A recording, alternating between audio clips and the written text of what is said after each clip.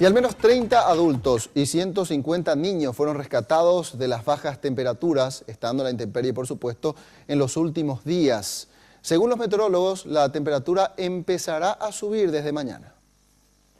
De las casi 100 familias apostadas frente al Instituto Nacional del Indígena, 30 aceptaron entrar al albergue de la institución, habilitado desde este domingo. En este lugar les brindan abrigo y comida.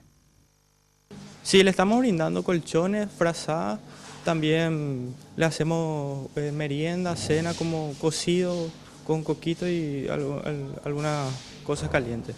Sí, está habilitado empezó desde el domingo y estaríamos yendo hasta el viernes posiblemente, de acuerdo a cómo se manifiesta el tiempo.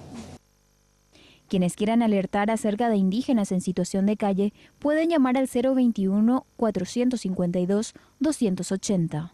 Otro centro habilitado es el de la Secretaría Nacional de la Niñez y Adolescencia en Asunción, donde hoy amanecieron 18 niños y niñas que buscaron refugiarse del frío. Quienes lleguen hasta este refugio tienen la opción de pasar por los demás centros de rehabilitación de la Secretaría.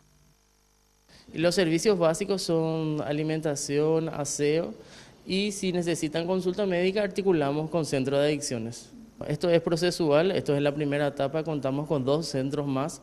Luego de la desintoxicación, ellos van a otro centro y culmina con un último centro que se encuentra en San Lorenzo. Los coordinadores de este centro destacan la cantidad de niños y niñas que llegan a raíz de reportes ciudadanos articulados a través de llamadas al 147, servicio sin costo. Además, desde la CEN también reportaron un total de 26 personas que llegaron hasta su albergue ubicado en Fernando de la Mora. En este lugar pueden llegar hombres y mujeres mayores de 18 años.